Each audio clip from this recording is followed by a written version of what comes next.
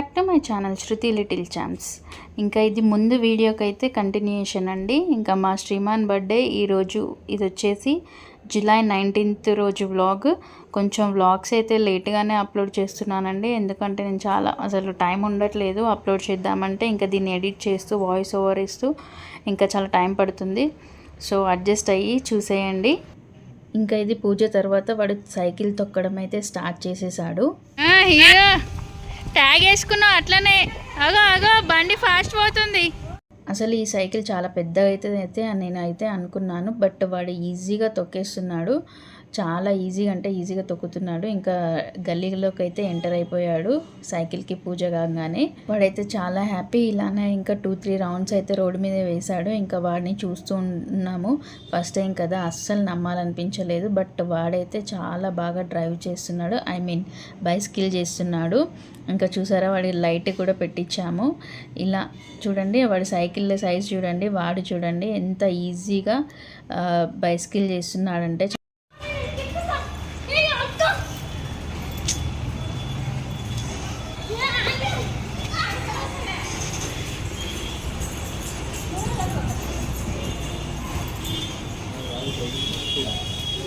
ఇంకా మా తమ్ముడు వదులుతాడా వాడి సైకిల్, ఇంకా చాలే నువ్వు తొక్కింది, ఇంకా నేను తొక్కుతానని తీసుకున్నాడు మా శ్రీమాన్ దగ్గర నుంచి అయితే. సో ఆ సైకిల్ చూడగానే మా చిన్ననాటి జ్ఞాపకాలు అయితే గుర్తొచ్చేసాయి, నాతో పాటు అందరికీ గుర్తొచ్చేసాయి. సో 1 by 1 అయితే మేము ఇలా బైసికిలింగ్ అయితే చేసాము. ఇంకా వాడి ఏజ్ వచ్చేసి 9 years. ఈ 9 yearsలో వాడికి 2 bicycles అయితే వచ్చేసాయి. ఇంకా చిన్న ఉన్నప్పుడు అయితే ఇంకా చిన్న బైసికిల్ కూడా కొనిచ్చాము, ఎందుకంటే పిల్లలకి ఏ ఏజ్లో అచ్చట ముచ్చట ఆ ఏజ్లోనే జరగాలండి, లేకపోతే దాని మీద కాన్సన్ట్రేషన్ అనేది అస్సలు తీసేయరు. ఇంకా ఇక్కడ మా డాడీ కూడా సైకిల్ని వదిలేడు, ఇంకా తను కూడా డ్రైవ్ స్టార్ట్ చేసేసాడు. ఇంకా మా మమ్మీ ఊకుంటుందా, మా డాడీ వెనకాల పరిగెత్తి మరి మా మమ్మీ కూడా లిఫ్ట్ తీసుకొని ఎక్కేసింది. ఇలా చాలా హ్యాపీగా అనిపించింది బైసికిల్ తొక్కడం వల్ల. ఇంకా ఆడ మా శ్రీమాన్ చూసారండి, ఆ సంతోషంలో ప్యాంటుకున్న ట్యాగ్ కూడా విప్పలేడు. ఇంకా వాళ్ళతో పాటు మా పిల్లలు ఎలా ఉరుకుతున్నారో చూసారా. ఇంకా ఇక్కడనైతే మా మమ్మీ రెడీలా ఉంది మా డాడీ వెనకాల కూర్చొని వెళ్ళడానికి. సో ఇక్కడనైతే మా డాడీ బైసికిల్ అయితే ఆపాడు, ఇంకా మా మమ్మీ కూడా ఎక్కేసింది ఆ సైకిల్ మీద. ఇంకా వాళ్ళకు ఎన్ని కార్లు బైక్లు ఉన్నా ఇలాంటి చిన్న చిన్న వాటిలోనే కదా ఎక్కువ ఆనందం మనకు అనిపించేది. సో ఇలా వీళ్ళైతే ఇలా బైసికిల్తోనైతే ఎంజాయ్ చేస్తున్నారు. ఇలా నేను ఫన్నీగానైతే క్యాప్చర్ చేశాను.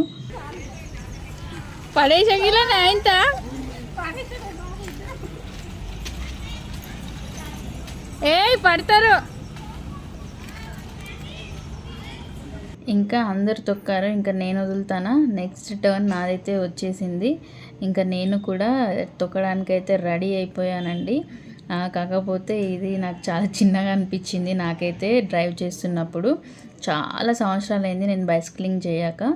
సో ఇప్పుడైతే కొంచెం భయపడుతూ అయితే స్టార్ట్ చేశాను. ఇంకా నేను కూడా రై అనుకుంటూ వెళ్ళాను, నా వెనకాల నా పిల్లలు అయితే ఉరికొస్తున్నారు. ఇలా కొంచెం హార్డ్గా అయితే అనిపించింది, చాలా సంవత్సరాల తర్వాత తొక్కుతున్నాను కాబట్టి. సో చాలా ఎంజాయ్ చేసాము మేమైతే బైసికిలింగ్. ఇది వాడికి కొనిచ్చి మేము ఎంజాయ్ చేస్తున్నాము. చాలా హ్యాపీగా అయితే అనిపించింది. ఇంకా మీకు చెప్పలేదు కదా, నాకైతే 9th క్లాస్లో సెకండ్ హ్యాండ్ బైసికిల్ అయితే కొనిచ్చారండి నాకైతే. అది కూడా ఎంతో ఆలోచించి కొనియాలా వద్దా అనే థాట్తోనే ఆలోచించి కొనిచ్చారు, ఎందుకంటే చాలా చాలా భయపడే వాళ్ళు అప్పుడైతే. ఇంకా ఇప్పుడు అలా ఉందా, ఏదైతే అదవుతుంది అని కొనిస్తున్నాం, కానీ ఇంకా అప్పుడు అట్లా కాదు.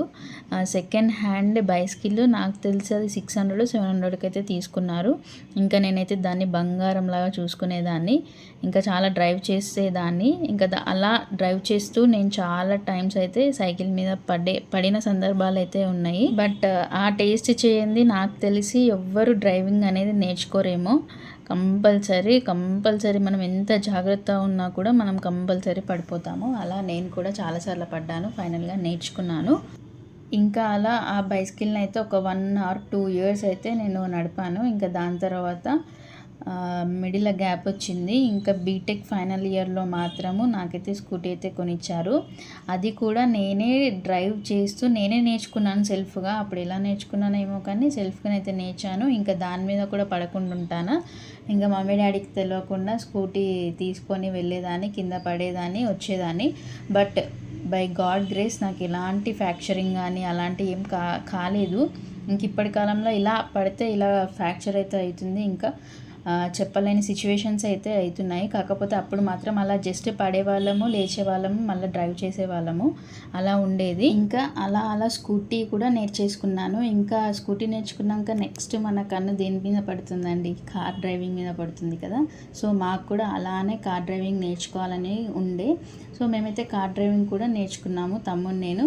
కాకపోతే నాకు మాత్రం అంత పర్ఫెక్ట్ అయితే రాలేదు.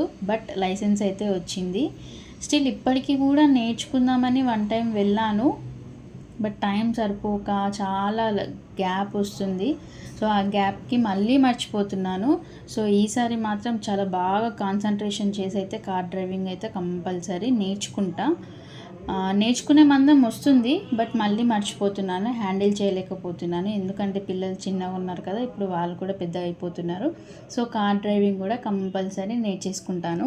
అసలు అప్పట్లో మన మమ్మీ డాడీ దీని మీద కాన్సన్ట్రేషన్ మాకుంది, ఇంట్రెస్ట్ ఉంది అని చెప్పినా కూడా అసలు పట్టించుకునే వాళ్ళు కాదు. అసలు ఇది ఎందుకులే అని భయపడేవాళ్ళు. అలాగే మా తమ్ముడు కూడా ఎన్నో టైమ్స్, నెంబర్ ఆఫ్ టైమ్స్ తను నైట్ డ్రైవింగ్ అయితే నేర్చుకున్నాడు ఇంట్లో చెప్పకుండా. ఫైనల్గా వాడైతే పర్ఫెక్ట్ అయ్యాడు. ఇప్పుడు వాడు చేస్తేనే, డ్రైవ్ చేస్తేనే మేము బయటికి వెళ్ళాల్సిన పరిస్థితి అయితే వచ్చింది. అలా అయితే నేర్చుకునే వాళ్ళము. బట్ ఇప్పుడు ఈ జనరేషన్లో పిల్లల్లో ఏం టాలెంట్ ఉంది అని మనం వెతికి మరి దాన్ని బయటికి లాగాల్సిన పరిస్థితి అయితే వచ్చింది. వాళ్ళ నోట్లో నుంచి ఇది కావాలి అని అడగక ముందే మనం అన్నీ తీసుకొచ్చి ముందర పెడుతున్నాము. బట్ చూడాలి ఇంకా వాళ్ళ ఫ్యూచర్ ఎలా ఉంటుందో ముందు. నాకైతే అప్పుడప్పుడు అనిపిస్తుంది, మేము అప్పుడు అంత స్ట్రిక్ట్గా పెరిగాం కాబట్టే ఇప్పుడు అన్నిటికీ తట్టుకోగలుగుతున్నాము, అన్నిటినీ హ్యాండిల్ చేసుకోగలుగుతున్నామని నేనైతే గట్టిగా నమ్ముతానండి. ఇంకా మా పిల్లలు ఏం చేస్తారో తెలియదు. బట్ మా సైడ్ నుంచి ఏమి ఇవ్వాలో అదైతే అన్ని విధాలుగా మా సాయశక్తులను అయితే చేస్తున్నాము. బట్ వాళ్ళ ఫ్యూచర్ వాళ్ళ చేతిలో. కాకపోతే మా పెంపకంలో ఏముండేదంటే అన్నీ స్ట్రిక్ట్గా చేసేవాళ్ళు. ఇప్పుడు మేము దేనికైనా తట్టుకొని నిలబడతాము అనే కాన్ఫిడెన్స్ లెవెల్ అయితే మాకు వచ్చేసింది. ఇంకొకటి చెప్పాలనుకుంటున్నాను ఏంటంటే, ఇప్పుడు ఈ బర్త్డే సెలబ్రేషన్స్ జరుగుతున్నాయి కదా, దాని గురించి ఒకటి షేర్ చేసుకోవాలనుకుంటున్నాను. నేను ఫర్ ద ఫస్ట్ టైం మా తమ్ముడు బర్త్డే నేనే సెలబ్రేట్ చేశానండి. వాడు నైన్త్ క్లాస్లో ఉన్నప్పుడు అనుకుంటా, నేను జమ చేసిన పైసలతోని వాడికి ఫస్ట్ నేనే కేక్ తీసుకొచ్చి కోపించాను. నాకు అలా ఇంట్రెస్ట్ అండి, అసలు సర్ప్రైజ్ చేయడం అంటే చాలా ఇంట్రెస్ట్. ఇంకా అప్పట్లో బర్త్డేస్ అంటే అలాంటివి ఏమి ఉండకపోయేది కదా. సో మా తమ్ముడికి కూడా అందరు లైట్ తీసుకున్నారు. వాడికి ఫస్ట్ టైం బర్త్డే కేక్ అయితే నేనే కోపించాను. ఇంకా అప్పుడు బర్త్డేస్ అంటే స్కూల్లో వెళ్ళి చాక్లెట్స్ పంచడము, కొత్త డ్రెస్ వేసుకోవడం, ఇంట్లో ఉండడము, ఏదో క్యాజువల్ డే లాగా గడిచిపోయేది. కాకపోతే ఇప్పుడు అలా కాదు. ఇంకా బర్త్డే వస్తుందంటే బిఫోర్ 1 month నుంచే మన శ్రీమంత్ స్టార్ట్ చేసేస్తాడు గోలా. ఇంకా అప్పుడు ఇంకా నాకైతే మరీ టూ మచ్. మే మంత్లో అయితే వస్తుంది నా బర్త్డే. కనీసం ఫ్రెండ్స్తో కూడా సెలబ్రేట్ చేసుకుందామన్న ఛాన్స్ ఉండేది కాదు. ఇంకా ఇంట్లో ఇలా ప్రతి ఇయర్ చిన్నగా మా వెల్ విషర్స్ని పిలుచుకొని అయితే ఇలా చిన్నగా సెలబ్రేట్ చేసుకుంటున్నాము. సో ఇంకా నెక్స్ట్ ఇయర్ నుంచి వద్దురా బాబు ఈ బర్త్డేస్ అని అయితే చెప్పేశాను. ఎందుకంటే నాకు కూడా బర్త్డేస్ అంటే కూడా ఇష్టం ఉండదు. ఆ రోజు ఎవరికైనా డొనేట్ చేస్తే వాళ్ళ పేరు మీద ఇంకా ఎవరైనా హ్యాపీగా ఒక డే అయితే గడిచిపోతుంది అని నా ఇన్నర్ ఫీలింగ్ అయితే ఉంటుంది. బట్ నా థాట్స్కి సపోర్ట్ చేసే వాళ్ళు కూడా ఉండాలి కదా. ఇంకా నెక్స్ట్ ఇయర్ నుంచి నో బర్త్డే సెలబ్రేషన్స్ అయితే అనుకుంటున్నాను మా శ్రీమాన్ విషయంలో. ఇంకా మా పాప అయితే చిన్నగా ఉంది కదా, ఇంకా దానికి చేయడం అయితే తప్పదు. ఇంకా అది కొంచెం పెద్ద అయ్యే వరకు అయితే ఇలా ఇంట్లోనే సెలబ్రేషన్ అయితే చేసుకుంటాము. ఇంకా వీడియో చూస్తే మీకు ఒక డౌట్ రావచ్చు, పిల్లలు ఎవరు లేరు ఏంటి, మీ ఫ్యామిలీ మెంబర్స్తోనే కేక్ కట్ చేసుకుంటున్నారని.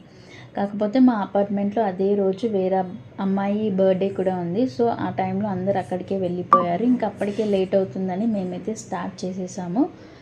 ఇంకా అలా స్టార్ట్ చేసి ఇంకా కేక్ అయితే అందరికీ డిస్ట్రిబ్యూట్ అయితే చేసాము. యాక్చువల్లీ నేను ఒకటి మీకు షేర్ చేసుకోవాలనుకుంటున్నాను. ఏంటంటే ఇదే 9 ఇయర్స్ బ్యాక్ మా శ్రీమాన్ అయితే గురు పౌర్ణమి రోజే పుట్టాడండి. అన్ఎక్స్పెక్టెడ్గా అసలు ఆ రోజు గురు పౌర్ణమి అని కూడా తెలీదు. ఎందుకో నాకు స్టమక్ చాలా టైట్ అయిపోయింది అని హాస్పిటల్కి అయితే వెళ్ళాము. ఇంకా అదే రోజు నాకు సిజరిన్ అయితే చేసేసారు. ఇంకా అదే రోజు మా శ్రీమాన్ అయితే పుట్టాడు. ఇంకా వాడే మాకు లక్కీ చామ్ అండి. ఇంకా వాడి పుట్టాడు. ఇంకా మా ఫైనాన్షియల్ స్టేటస్ కూడా వాడికి ఎలా పెరుగుతున్నాడో మేము అలా కొంచెం వన్ బై వన్ స్టెప్ అయితే మేము కూడా ఎక్కుతున్నామండి. అదే ఫీలింగ్ మాకు. అసలు వాడైతే మా లక్కీ చామ్. అలా అని మేము ఇంట్లో కూర్చొని అలానే ఉండట్లేము. దానితో పాటు మేము ఎంత సహాయశక్తులా మేము చేయగలిగిన వర్క్స్ అయితే మేము చేసుకుంటూ హ్యాపీగానైతే ఉంటున్నాము.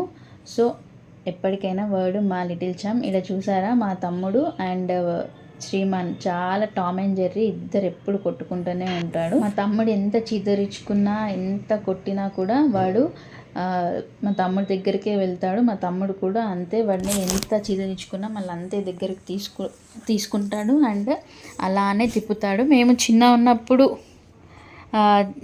దక్కలేని హ్యాపీనెస్ వాడికి షేర్ చేయాలన్న తపన వాడిలోని కూడా చాలా ఉంది. మేము మిస్ చేసుకున్న చిన్న ఆనందాలు మా పిల్లలకు మిస్ చేయొద్దని వాడు నేను చాలా అనుకుంటూనే ఉంటాము. సో వీలైనంత వరకు మేము వాళ్ళకి హ్యాపీనెస్ని ఇస్తూ ఉంటాము. దాంతోపాటు ఎలా ఉండాలి, ఎలా బతకాలి అని కూడా చెప్తూ ఉంటాము. మీరు అనుకుంటారేమో లేని అన్నీ కొనించుకొని వీళ్ళని లాడు చేస్తున్నారని అనుకుంటారేమో, బట్ నేను చాలా స్ట్రిక్ట్. ఎంత స్ట్రిక్ట్గా ఉంటానో అంత ప్రేమ ఉంటుంది నా దగ్గర. సో వాళ్ళు ఫైనల్ వాళ్ళు ఎలా ఉన్నా ఏం చేసినా వాళ్ళు హ్యాపీగా ఉండాలి, పద్ధతిగా పెరగాలి. ఇంకా ఈ వీడియో ఇక్కడికి అయిపోతుందండి. వీడియో నచ్చినట్టయితే లైక్తో పాటు సబ్స్క్రైబ్ చేసుకోవడం మర్చిపోకండి. Keep watching. Love you all.